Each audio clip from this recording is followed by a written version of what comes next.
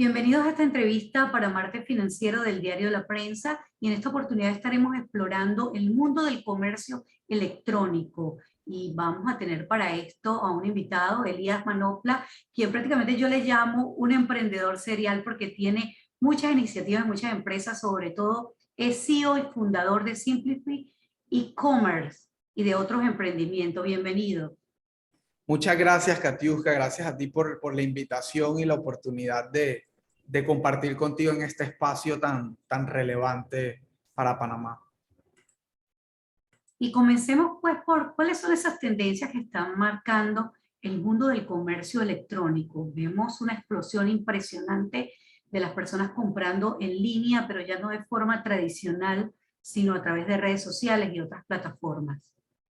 Pues, Katiuska, mira que en general, digo, el e-commerce sabemos que es algo que viene hace muchos años, especialmente en países más desarrollados que nosotros, como Estados Unidos, Europa, donde prácticamente es completamente normal y cotidiano realizar compras de N cantidad de cosas en línea, desde lo clásico que conocemos como Amazon y productos para el hogar, electrodomésticos, electrónica en general, pero también alimentos, suplementos, vitaminas, etcétera. Entonces, te diría que la primera tendencia para nosotros es definitivamente el empujón prácticamente violento que nos dio la pandemia en toda nuestra región latinoamericana.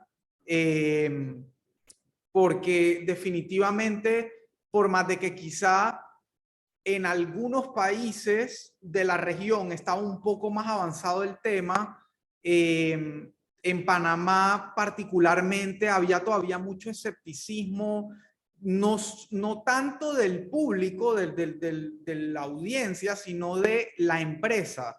Y recuerdo muy bien, antes de la pandemia, te diría yo, 2017-2018, que entré a trabajar en uno de los retailers más grandes de Panamá como director de innovación, donde todavía escuchaba muchas empresas que decían que el e-commerce, o sea, que en Panamá no estábamos listos para el e-commerce, que el panameño no compraba online. Y entonces al mismo tiempo tú escuchabas reportes de los bancos, de los principales bancos en Panamá, diciendo que la principal transacción de tarjeta de crédito era Amazon. Entonces, como que algo no hacía match, algo no hacía clic en ese argumento. Y bueno, ahí digamos que tuve la oportunidad de montar toda esta estructura de e-commerce y también una de las cosas relevantes, y pues, no sé si puedo mencionar empresa o no. Bueno, esta empresa es Do It Center, digamos, uno de los grupos más grandes en el retail en Panamá, una de las familias, digamos, más enfocadas en esto. Y cuando yo entré, definitivamente mi primer proyecto fue justamente el e-commerce y no se me va a olvidar nunca cuando me senté en ese entonces con mi jefe directo, con Samuel Cohen, que le dije, bueno, si vamos a hacer e-commerce, vamos a hacerlo bien, no vamos a hacer la versión criolla que ha estado haciendo la empresa panameña por todo este tiempo. Entonces, afortunadamente para mí y para ellos, nos montamos todos en ese proceso de, digamos, de transformación digital y Do It Center es lo que es hoy en e-commerce. Me atrevería a apostar que la empresa panameña que más vende online en el país, y obviamente hay un trabajo gigante detrás, no solo en tecnología, sino en cómo cambió la cultura de la empresa. Pero regresando a tu pregunta inicial de tendencia, pues efectivamente la mayor tendencia es que la pandemia nos cambió para siempre. El panameño que quizás solo compraba en Amazon porque confiaba en que el producto le iba a llegar a su casilla de correo y lo iba a poder retirar en, no sé, 7, 10 días después, ahora le tocó por obligación comprar cosas que cotidianamente en Panamá es muy fácil ir al supermercado, ir al Do It Center, ir a la tienda de conveniencia, etcétera, y ahora nos tocó comprarlo online. Entonces, eso de salida, y como bien dices, complementado con toda la aceleración a nivel mundial que hay en el e-commerce, que que, como bien decías, las redes sociales ahora juegan un papel importantísimo, no solo en que la gente está ahí pendiente de qué hay nuevo o qué dice una marca, qué dice una persona, sino que las redes han sabido integrar ese poder que tienen sobre las audiencias con la capacidad de compra y de la disposición que tienen las marcas y las empresas a invertir dinero en pauta, en publicidad pagada en esas mismas redes para que las audiencias compren sus productos. Entonces, eso es como el gran boom que estamos viviendo ahorita, sin duda alguna. Entonces estás viendo que la empresa panameña ya se adaptó, ya está tomando esas lecciones mundiales que hay sobre la aceleración del comercio electrónico para ponerse, digamos, también en esos patines y correr en ese maratón que hay por captar ese mercado panameño que ya estaba efectivamente comprando en Amazon. Mira, quisiera decirte que sí al 100%, pero yo que estoy en el mundo de la agencia, o sea, Simplify es una agencia enfocada 100% a e-commerce, no hacemos más nada que eso. Y por más que tenemos clientes extranjeros, la realidad es que hasta ahora la gran mayoría de clientes son de Panamá, lo que hace, o sea, me hace ver que en efecto hay una gran intención en hacerlo bien hecho.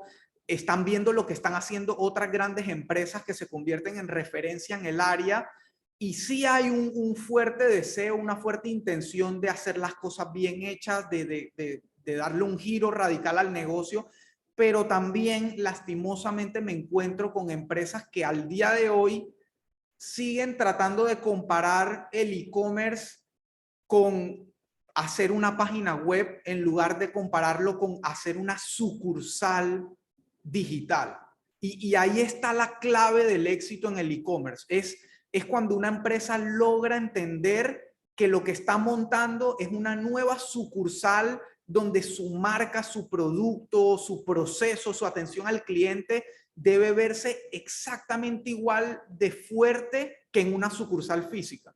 Entonces, irónicamente, todavía me encuentro con gente que tiene invertido cientos de miles de dólares en una sucursal, en un mall o en una calle importante, y cuando te vienen a hablar de presupuesto digital, estamos de acuerdo en que no hay que invertir lo mismo, porque digital dentro de todo sigue siendo más económico, pero tampoco es a lo que le vas a invertir lo que te sobra, digamos. O sea, es una inversión que igual amerita darle una importancia, darle una relevancia, y lastimosamente todavía me encuentro empresas que no están en ese mismo canal. Ahora, ¿por dónde empezar, digamos, en este proceso de incursionar en el comercio electrónico? Se dice tener una página propia, estar en un marketplace reconocido, o de qué manera funcionar esta situación, digamos, en la estrategia de proceso de transformación digital de una empresa. Sí, es una súper buena pregunta, y te diría que va muy de la mano con la etapa en la que está la empresa, ¿no? Yo todos los días trabajo desde emprendedores que están arrancando algo en su casa hasta empresas, marcas internacionales. Entonces, en general te diría, si me baso en empresa, en el mundo de la pyme o de la gran empresa, la clave está en la cultura interna que tenga la empresa. Y eso fue lo que yo viví en Doit, y con lo que me quedé y con lo que estaré agradecido siempre, es que la empresa entera, desde la junta directiva hasta abajo, todos se montaron en el tren, por así decirlo. Todos entendieron que la empresa iba hacia allá, que ese era el norte, que había que hacerlo bien, y por más que quizá, como es normal, había algo de resistencia al cambio, en general la empresa completa cambió su cultura, quisieron apoyar el proyecto, dieron su mejor esfuerzo, y hoy se ve capitalizado. Entonces te diría que paso uno es cambiar el chip, es entender que el e-commerce no es una página web, es un negocio, es parte del negocio, conlleva un montón de cosas igual que conlleva una sucursal. Estamos hablando de finanzas, logística, recurso humano, atención al cliente, mercadeo, o sea, todo gira alrededor. Entonces, ese es el primer paso. Luego, sin duda alguna, es elegir una tecnología que acompañe ese proceso y es probablemente uno de los principales errores que veo todos los días en lo que hago, es que quizá por mala asesoría o por ninguna asesoría del todo, muchas empresas se montan en plataformas que no logran mantener a largo plazo, que son plataformas buenas, pero que requieren una curva de aprendizaje o un nivel de mantenimiento demasiado elevado. Y la realidad es que al final del día, y es lo que le digo a todos mis clientes, la prioridad de un comerciante es vender, no mantener tecnología. Y eso es una de los principales cosas que tienen que entender y darse cuenta. Entonces, escoger una buena plataforma, que fue la siguiente cosa que me pasó en Doit, y así fue como encontré y conocí a Shopify, que es la plataforma en la que se basa mi agencia y todos los clientes con los que trabajo, y en la que se basa Doit Center, en la que se basa Midhouse, que es mi otro emprendimiento que ya dejó de ser emprendimiento. Entonces, por ahí digamos que esos dos pasos son muy clave, y después hay una serie de etapas ya propias del negocio, como elegir un buen partner logístico, plantearse una buena estrategia de marketing, dar dar un buen servicio al cliente, al igual que si estuvieras en el plano físico, en fin. Muchas personas hace unos años decían que en Panamá estaba un poco retrasado el tema por las plataformas de pago que no estaban adaptadas mucho al sistema de e-commerce. ¿Cuál es la realidad hoy en día y cómo esto se ha transformado o simplificado? Porque también vemos interesantes fintech que se conectan con comercio electrónico, incluso con redes sociales. Esa pregunta es sumamente clave, Katiuska, porque incluso te diría que fue una de las cosas que también empujó la pandemia, porque no fue solo la empresa, sino estamos hablando de banca, estamos hablando de gobierno, que también se tuvo que digitalizar de una manera acelerada. Entonces estamos viendo como, por ejemplo, saliéndome un poquito, pero voy a volver ahí, vemos cómo la DGI aceleró el proceso finalmente de la facturación electrónica. Vemos cómo la banca efectivamente se ha abierto más a integraciones, a digitalización. Entonces, entrando en ese camino, te puedo decir que, por ejemplo, cuando yo empecé en e-commerce, que estamos hablando de 2013 más o menos, 2014 por ahí, en otro grupo de retail muy importante en el país, casi que creo que el único banco que tenía una pasarela de pago para e-commerce era Credit Corp Bank. Entonces, Credit Corp Bank, digamos que hay que darle ese mérito de que siempre ha llevado la bandera, fue el primer banco en llevar la bandera del e-commerce cuando casi que ninguna empresa le apostaba a eso, y ahí están hoy en día siendo probablemente el líder en ese aspecto.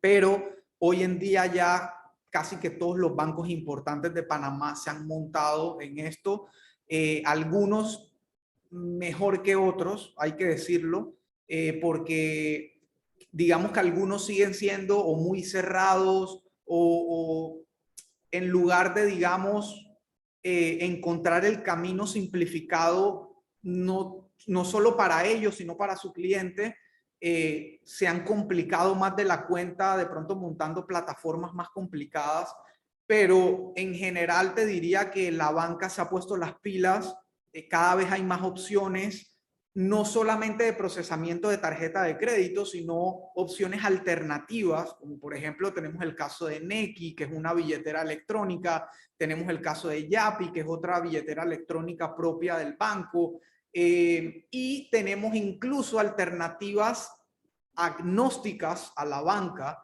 como por ejemplo Paguelo Fácil, Zinli, ahora está Cuanto también. Entonces, básicamente eso le abre la oportunidad al emprendedor que no necesariamente está bancarizado de manera comercial a igual brindar un servicio digital de pago. Entonces, definitivamente el camino se ve cada vez más brillante y sigo invitando a la banca a montarse en este tipo de desarrollo, sin duda alguna.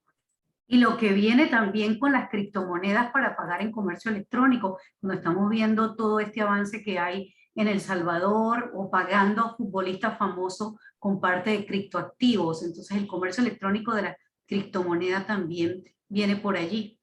Así es, las criptomonedas definitivamente y el fintech y todo el tema de, sí, de las criptomonedas traen una revolución adicional a lo que ya está pasando. En Panamá efectivamente vemos ya empresas atreviéndose a recibir criptomonedas o incluso usar un intermediario, por ejemplo, de nuevo por mencionar a otro, Paguelo Fácil está brindando a través de su plataforma la posibilidad de cobrar en criptomonedas y ellos hacen de intermediario donde digamos que la empresa que quiere incursionar en este método de pago tiene un menor riesgo con la volatilidad que traen las criptomonedas consigo. Entonces, básicamente, el usuario paga con su criptomoneda, Paguelo Fácil la recibe, hace la conversión y le da a la empresa el equivalente en dólares. Entonces es una manera de incursionar, digamos, de una forma más segura en el tema, pero en efecto trae una cantidad de cosas nuevas que esto es solo la punta del iceberg, definitivamente. Hemos hablado entonces un poco sobre el marketplace, dónde ubicarse, tener una página web, pero más allá de una página web, todo un ambiente de negocio en el cual se tiene que conectar, por ejemplo, con logística, con socios logísticos. Y aquí vemos un país como Panamá, donde el comercio y todo lo que tiene que ver con el comercio internacional y logístico es muy importante. ¿Cómo está esa última milla, digamos, atendiendo al comercio electrónico desde el punto de vista de la experiencia de ustedes con negocios grandes o pequeños, locales o incluso negocios que venden a otros países? Claro, mira, y voy a aprovechar para unir esa respuesta con otra cosa que me preguntaste antes y no te dije, que me planteaste que si, por ejemplo, estar en un marketplace era un buen primer paso. En efecto, digamos, para un emprendedor o incluso un restaurante, porque la realidad es que los restaurantes al final, si nos vamos al mismo ejemplo que te di con retail, la prioridad del restaurante es hacer cada vez mejor su cocina y vender cada vez más. Entonces, para ellos es súper clave estar en un marketplace, incluso para emprendedores, para tiendas pequeñas. Lo importante aquí es saber que el marketplace no reemplaza tener e-commerce, porque al final del día quien realmente está haciendo e-commerce es el dueño del marketplace, son los ASAP, son los pedidos ya y Uber Eats y todos los demás que hay por ahí. Entonces, ¿por qué? Porque los que se están quedando con la data del cliente son ellos, no uno. Entonces, una de las partes más vitales de un negocio es contar con la data de su cliente, porque eso es lo que te va a permitir hacer una relación a largo plazo con ese cliente. Entonces, el marketplace definitivamente es un buen inicio, es un buen empujón. Lo que hay que tener claro es que es un canal de ventas, no es e-commerce. Entonces, no es e-commerce para la empresa misma. Entonces, quería dejar eso claro. Ahora, volviendo al tema de la logística, efectivamente es otro de las industrias que me parece que incluso venían apostándole desde antes de la pandemia a que la gente empezara a hacer envíos, quizá no necesariamente integrado a una página web, pero sí que las empresas pudieran tercerizar su última milla, como bien mencionas. Entonces, esas mismas empresas que ya le estaban apostando a la tercerización de la logística, pues definitivamente lo que tuvieron que hacer es dar ese paso de ofrecer una plataforma tecnológica para integrarse a las diversas plataformas de e-commerce que ya habían. Entonces, vemos cómo en el plano local tenemos empresas como ASAP, como MyBox, como Entrego, como Pedido Ya, que están ofreciéndole a las empresas que no quieren, digamos, lidiar o meterse en la responsabilidad que es montar una flota logística y todo lo que eso conlleva, porque es otro mundo. Entonces te están brindando esa facilidad con integración a plataformas como Shopify, Magento y todas las demás que hay. Y luego para el plano internacional, Tienes, por ejemplo, un DHL que definitivamente viene desde mucho antes apostándole al tema del e-commerce transfronterizo y brindándole a la industria panameña la oportunidad de exportar sus productos y de tener unas tarifas, digamos, más manejables para vender internacional. Ahí, si tuviera que decirte qué hace falta, realmente me encantaría que Panamá fuera de verdad el hub logístico que tanto se menciona local e internacionalmente, porque la realidad es que hasta que Panamá no pueda mandar hacia Estados Unidos al mismo precio que Estados Unidos nos manda a nosotros, no podemos competir. Entonces, un cliente en Estados Unidos siempre va a preferir comprar en Estados Unidos o en Europa, donde la tarifa hace mucho más sentido que en Panamá, donde una tarifa de 6, 7 dólares acá es 40 dólares. Entonces, ojalá pudiéramos llegar pronto a esa competitividad transfronteriza a nivel del e-commerce. Y esto tiene que ver seguro con tasas de salida y todo lo que tiene que ver con correos nacionales. Así es, con impuestos, tasas, aduana, etcétera. Sí. Hablemos ahora de la experiencia del comprador. Hace unos años Google hablaba de que las personas agarran, buscan el producto que quieren incluso en la misma tienda física, lo ven online y deciden si lo van a comprar incluso físicamente. O sea que los canales digitales te ayudan a empujar también las ventas físicas. ¿Cómo se complementan esos dos canales, el físico y el digital, y la experiencia del consumidor que ahora puede ver incluso videos, tutoriales sobre marca? Se está hablando de la realidad aumentada y la realidad virtual. Vemos todo lo que está haciendo ya Mark Zuckerberg y su equipo con Meta, con todo lo que tiene que ver con esa experiencia de hologramas y de realidad aumentada. Sí, efectivamente, digo, esas teorías que habían o que hay todavía de que no, que el comercio físico va a desaparecer, que no sé qué, eso no existe. Por lo menos en mi diccionario que me dedico al e-commerce y que vivo del e-commerce todos los días, te puedo decir que eso no está ni cerca de pasar. Al revés, a lo que debemos ir, a lo que debe apuntar la empresa es a la omnicanalidad, que es un término que se viene escuchando incluso antes de pandemia, y es tratar de estar donde tu cliente quiere que estés. Entonces, siempre vas a tener el cliente que quiere ir a visitarte físicamente y siempre va a estar el cliente que prefiere no salir de su casa y ver en redes sociales que tienes y comprártelo después en tu página web.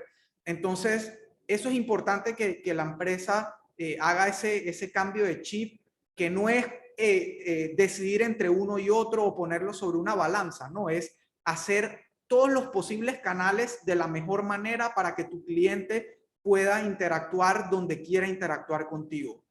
Entonces, esta pregunta a mí me identifico mucho con ella porque Meat House tiene una historia que está marcada por eso, y es que en el 2019 yo tuve la oportunidad de ir a un Google Week en México, que es un evento que hace Google para partners y clientes grandes, y tuve la oportunidad de asistir, y en ese evento de Google mencionaba que a ese momento, el 95% del comercio mundial seguía siendo físico.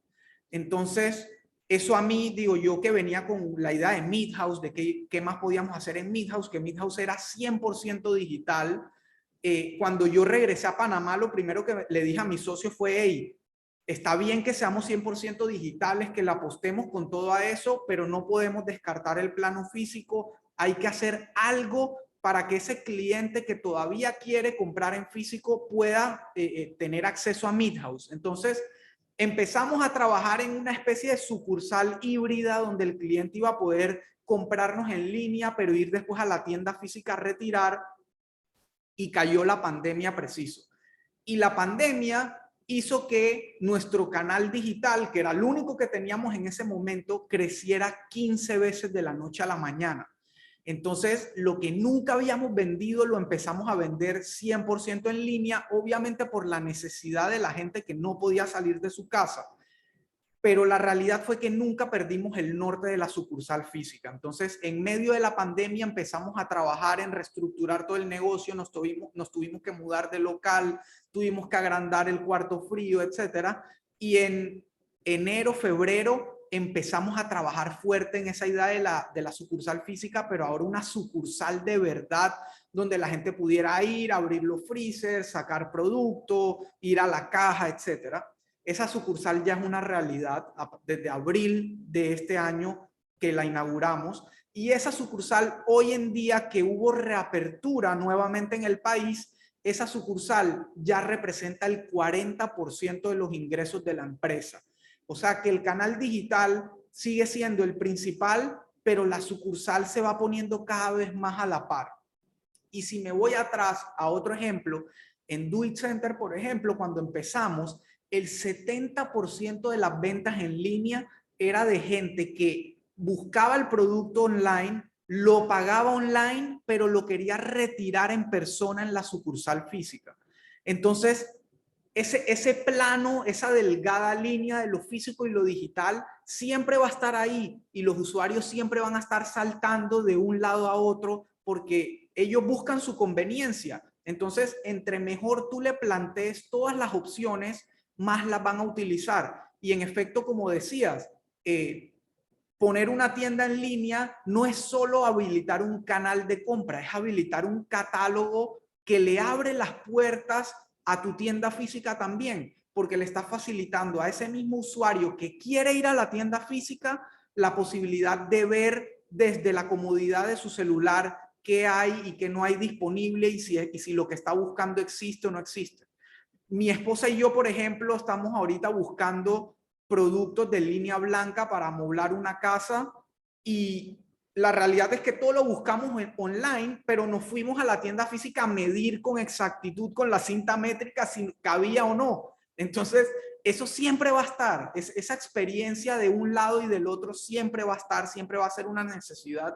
Y como bien decías, cada vez se está trabajando más en romper esa barrera de lo físico. En Amazon, por ejemplo, puedes proyectar ciertos productos sobre la mesa o en un espacio, y yo sé que la empresa panameña cada vez más va a apuntar hacia allá, y eso va a seguir evolucionando todos los días.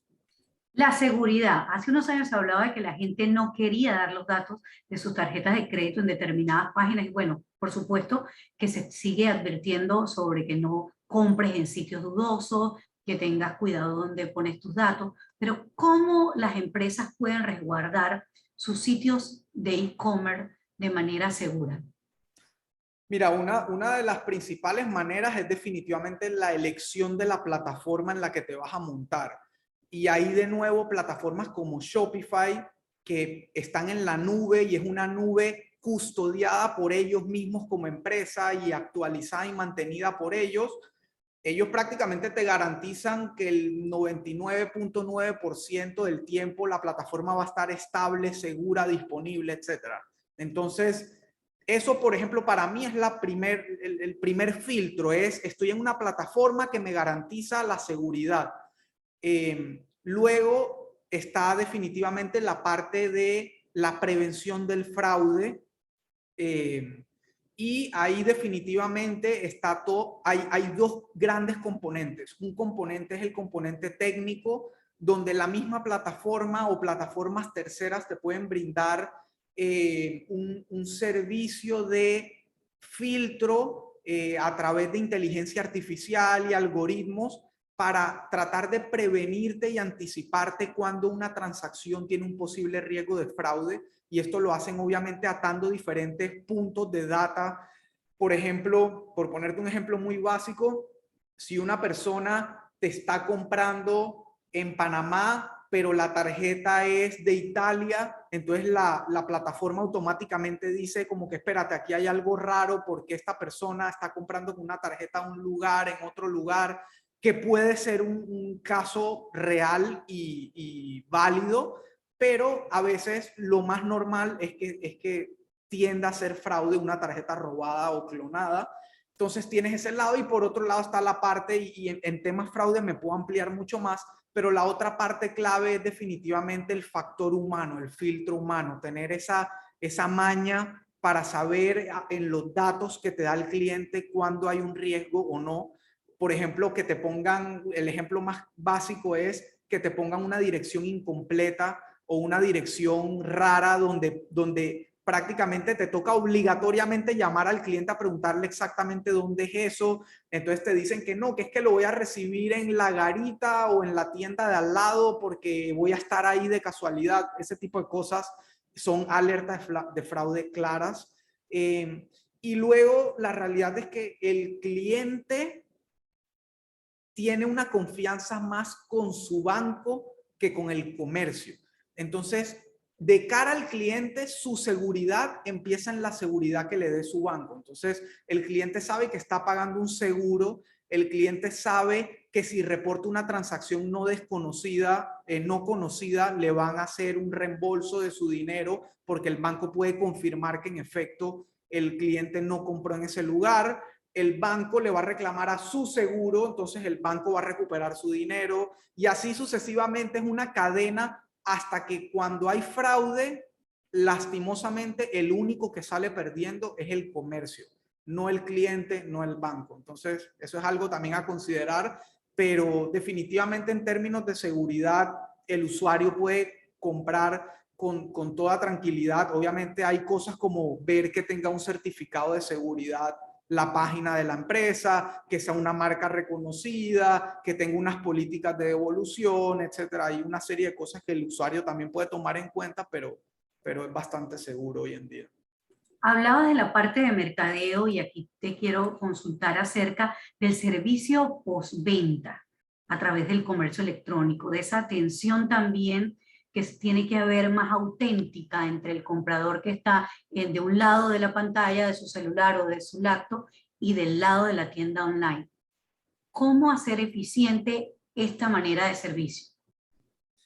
Y es una de las partes más claves del e-commerce porque tú puedes venderle hoy a un cliente un producto de $1,000, pero si la experiencia es mala, ese cliente no solo no te va a volver a comprar, sino que le va a decir a su familia y a sus amigos que no compren en tu negocio. Entonces, justamente la experiencia postventa es una de las partes más claves para tener un negocio a largo plazo y no un negocio de una sola vez. Entonces, definitivamente tener unos procesos claros, bien definidos, tener una promesa de entrega que la cumplas sin importar si es rápida o lenta, que lo digas de frente. Hey, yo me demoro tantos días por X o Y razón, pero te garantizo que en esos días tu producto va a estar. Muchas veces pecamos de esconderle la letra pequeña al usuario. Eso es un grave error. El usuario, entre más de frente y más transparente le pongas las reglas del juego, más te lo va a agradecer y más va a confiar en tu marca. Entonces, eso es vital, que el canal de atención al cliente esté disponible, ya sea WhatsApp, teléfono, email, chat en vivo en la página web, el que tú quieras, pero asegúrate que de verdad funcione. Yo hoy en día me sigo topando con empresas que como que se enorgullecen de tener un bot, un chat automatizado, y la realidad es que se convierte en un proceso sumamente frustrante porque piensan que el cliente con tener 3 botoncitos ahí disponible que te respondan automático ya va a quedar satisfecho, y la realidad es que cada caso es distinto, cada cliente es distinto, hay cosas que solo un humano te puede responder. Entonces, terminas frustrándote con la marca, terminas frustrándote con la experiencia, y eso definitivamente termina perjudicando a la empresa. Entonces, tener cuidado con eso también. Los bots definitivamente son algo súper potente y que ayuda, pero hay que saberlo hacer y hay que saberlo atender también. Entonces, definitivamente mantener un contacto fluido, mantener un contacto estable con el cliente es algo que te va a beneficiar en esa experiencia y va a hacer que tu cliente te recomiende y te vuelva a comprar también. Estamos conversando con Elías Manopla, quien es CEO fundador de Simply E-Commerce. Y ya digamos, para resumir, ¿cuáles recomendaciones das tú como experto en comercio electrónico a aquellas empresas que todavía no han incursionado en este canal de venta y aquellos emprendedores que están todavía luchando y vendiendo quizás a través de WhatsApp? Bueno, definitivamente lo primero es, como te decía, cambiar ese chip de y tener claro que e-commerce no es página web, e-commerce es un negocio donde una parte es efectivamente la página web, la tienda en línea, pero es un negocio y todo lo que eso conlleva. Lo segundo es elegir una plataforma que les ayude a crecer, a vender y a administrar su negocio en el día a día de la forma más fácil posible, que no dependan de un tercero. Y se lo digo yo como dueño de agencia, muchas veces hay agencias que pecan de querer, como quien dice, amarrar al cliente a que dependan de ellos. Para mí es una pésima práctica, pero todavía pasa. Ustedes deben buscar un partner, un asesor, una agencia, un consultor, como lo quieran llamar, que les ayude realmente a crecer su negocio y a poder hacerlo solos sin necesidad de buscar un tercero, y eso va muy de la mano con la plataforma que elijan. Entonces, eso es el segundo consejo que les puedo dar. El tercer consejo es que si realmente quieren romper la barrera de lo físico, su contenido, su parte visual que le van a transmitir al cliente tiene que ser lo más extensa y bien diseñada posible. Y les estoy hablando no solo de la foto del producto y de cómo se ve visualmente la página, sino también del contenido que acompaña esa página. Las descripciones de los productos deben ser lo más completas posibles. Si estás vendiendo muebles, da las medidas para que la persona no tenga que ir a medir físicamente el mueble, da los materiales, etcétera, que la persona entienda si el producto de verdad le funciona o no, todas sus características.